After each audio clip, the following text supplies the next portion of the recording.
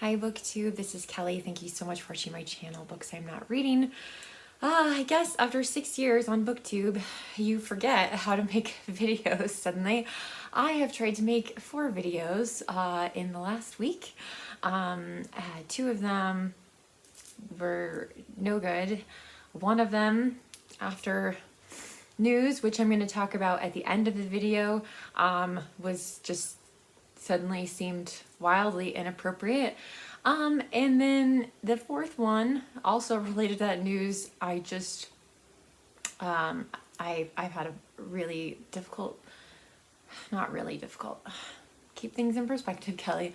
I've had a challenging week at work. On the news on Thursday that we had lost Alice from Alice and the Giant Bookshelf, it just tipped me over the edge. But anyway, I'm going to talk more, like I said, I'm going to talk more about Alice at the end of the video. Typically the last Friday, in this case Saturday, of every month, I try to welcome the people that on the back end of my YouTube channel that I can see have subscribed to my channel. I try to do a shout out to them. And I would love to hear from you in the comments section. I also want to thank all those people who have subscribed to my channel that I can't see. I'd love to hear from you too. If you don't feel comfortable leaving a comment, you can always leave an emoji. Or if that's really even too much for you, please give this video a thumbs up. So I would like to welcome Jocelyn, Jackie, Ashwini. I'm gonna say some names wrong, so I apologize. JB, Paul VH84, Romeus Blooming, my Booktube shelf, which that sounds like a great name for a Booktube channel. If you're thinking of starting one, I'd love to talk to you about that. Delta B, Carl Wimmer, HOV Subscriptions, Katie Clark, EC, and Yiji Lao. I apologize. I also had 2 channels that strangely have a theme in their Booktube names. One of them I've been watching for a while, but I want to welcome Pages of Magic, and I want to welcome this is maybe my favorite Booktube channel name of all time, which is Books, Songs, and Other Magic. And I will link to both their channels down below and encourage you to check them out. I did manage to finish 2 books this week. I got through Lloyd Alexander's The Book of 3. This is the first in a fantasy series called The Chronicles of Prydian. It follows Taryn, an assistant pig keeper, and in this first one, they have a very special pig and that they are keeping, and the pig escapes into the forest, and Taryn, our protagonist, runs after her and then begins, an adventure, a quest. And so anyway, so it was nice to read something just quickly, easily, and there are 5 books in this series. So I'm hoping to read all 5 this year. I'd be curious if any of you have read this series and what you think of it. I read it as an adult. I don't know how I missed it as a kid, but yeah, I read it as an adult when I worked for Barnes & Noble, and loved it, and then later bought the box set. The second book I finished is Mother Angelica's Private and Pithy Lessons from the Scriptures. Mother Angelica is mainly famous for having started a Catholic television network. I'm not sure if it was overseas. I'm assuming it was only in the US, but I have no idea how far her fame went. But she did a lot of small group Bible studies, different things like that, and some of those were, I believe, put on cassette tapes. And so some nuns transcribed those Bible studies and gave them to Raymond Aroux. There's a picture of him on the back, but it's kind of creepy. These are just little snippets here and there, like just fragments of her thoughts about different scriptures. As with any spiritual book, you know, I consider myself a follower of Jesus, but I've never ever been a Catholic. And so I just took what I could get from it, which there definitely were things that made me reconsider how I thought about certain scriptures. There were things that I felt like were unnecessary. You know, how tall is Jesus? I don't care. I don't care how tall Jesus was. I'm not concerned about that. That's not important to me. I don't know where she came up with his height. But anyway, but a dear friend gave this to me. A dear Catholic friend gave this to me for Christmas. And I really wanted to be able to tell her that I had read it. So check. But it was good. I think I'll hold on to this for a while at least, because yeah, I thought there were some really thought-provoking ideas in it. All right, the July TBR. It's a very messy TBR. I'm probably just gonna mood read this month with the exception of the last book I'm gonna show you. I really, really wanted to participate in Jane Austen July, and I still am gonna try on some level to participate. If you are not familiar with what Jane Austen July is, and by the way, if I ever mention an event and don't elaborate on what it is, and you don't know, like, please let me know in the comment section. I was actually thinking of making a video of just the events that I plan on participating in the rest of the year, just so you kind of know what some of the big events are that are coming up in the second half of the year. By no means do I participate in all of them or even am aware of all of them, but I realize when you're new to Booktube, I started my channel at the end of June and I had absolutely no idea about Jane Austen July. Obviously, the point of Jane Austen July is it's a month-long celebration of all things Jane Austen, and one of the things I really love about Jane Austen July is that it's not just about reading Jane Austen, but reading books about Jane Austen, reading books set in that time, either written or turned into historical fiction, as well as film adaptations. Again, both Regency and more contemporary adaptations of Jane Austen's works. I was thinking of revisiting Lady Susan. I love Lady Susan because I think it shows the snarky side of Jane Austen. Obviously, it's not one of her major works, but it was what I felt I could handle. And I don't know if I'll get to it or not. So we'll just see. The second book I actually bought last year specifically for Jane Austen July. So I'd really, really like to get to this one. This is Evelina by Fanny Bernie. And Fanny Bernie is a contemporary of Jane Austen. So this was written and Fanny Bernie lived, you know, not exactly the same time, but the same period of time in England. And so I've never been able to do a prompt to read something by one of Jane Austen's contemporaries. I've always wanted to do that prompt, and where I live, it's just really difficult. So I finally found a used copy of this online and got it. And so I would really, really like to read this in July, but we'll see. It's not a contest, Kelly. Another book that I've got on my high priority TBR for the year is The Genius of Jane Austen by Paula Byrne.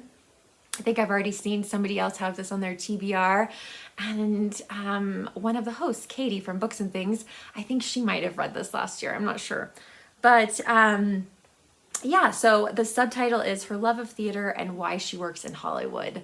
And so this edition actually has like a a more recent edition that includes films like Clueless with Alicia Silverstone. So anyway, but I admit I've had some struggles with nonfiction this year. So we'll see. And if not, I feel very confident Jane Austen July will be taking place next year. Another book, which I actually, a couple books which I actually started, and I know you guys are going to be like, Kelly, really? Are you really reading another nature book? But I started reading Rough Beauty, 40 Seasons of Mountain Living by Karen Auvinen. I apologize. I'm probably not saying her last name right, but okay. So this is not a book about like a woman and an animal, which I've read 2 of those this year so far with mixed results. But really just about her love for wilderness, and how that came about, in her lifetime. And I don't know, I'm assuming eventually we're going to get to the cabin in the mountains of Colorado.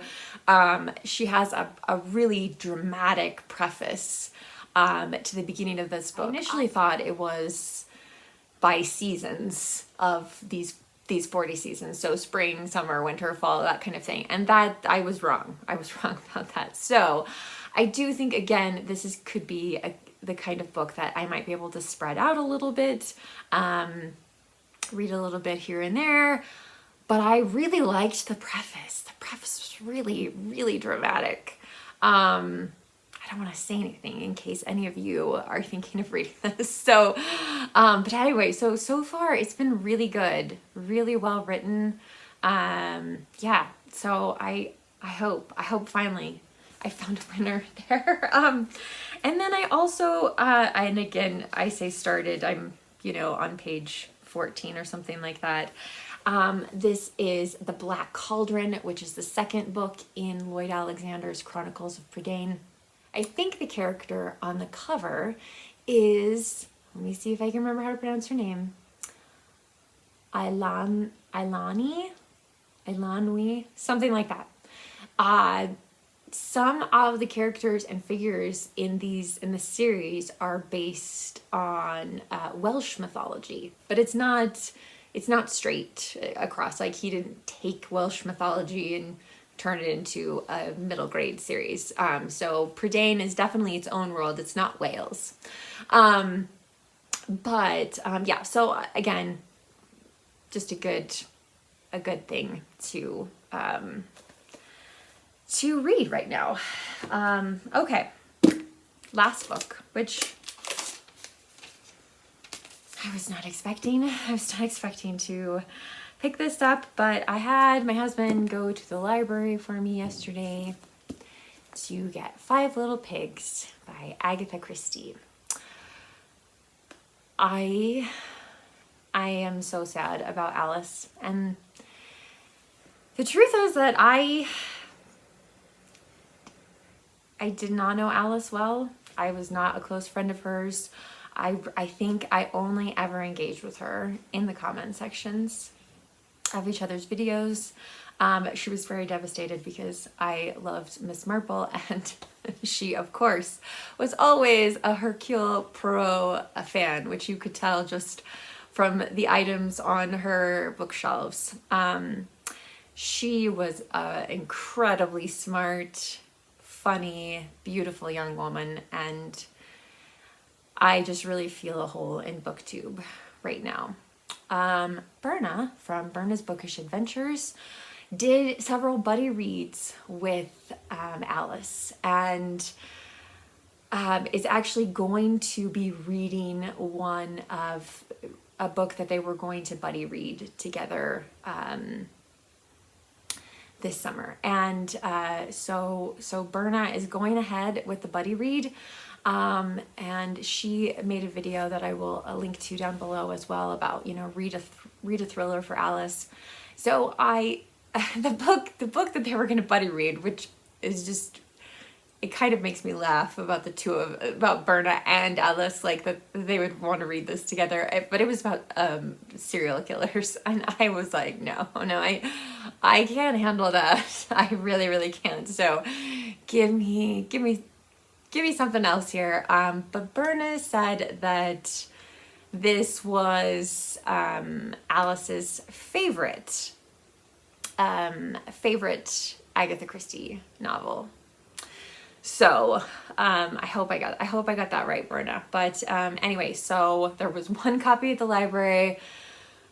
I had my husband get it for me yesterday, and so I will definitely be reading this in July in honor of Alice. Alice, no one will replace you on Booktube, and you will be greatly missed. And I know that, like, I was not close to her in the way many of you were, and I regret that now, that I didn't get to know her better. But I hope that those of you who did know her well will do something, even if it's just we just read an Agatha Christie book together. I would love to participate in an event that honors Alice. I already have plans to read a book in honor of Jennifer Brooks, who we lost earlier this year. It's been a very, very sad year on Booktube. So anyway, I want to end this video with some flowers from my yard. I wish I could send them somehow magically to England, but yeah. So please let me know what you think about these books in the comment section down below. If you need to talk, if you need a place to express your grief, feel free to leave a comment here. Alice's page, which of course I will link to below, there is a post from her husband about her death. You can leave a comment there so that her family will know. I hope that we all, in our own ways, can find something to do something special to remember this wonderful, wonderful woman.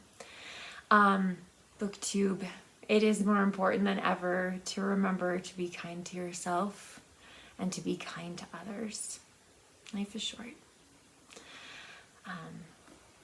And here's some bird song and some daylilies and the clematis from my backyard.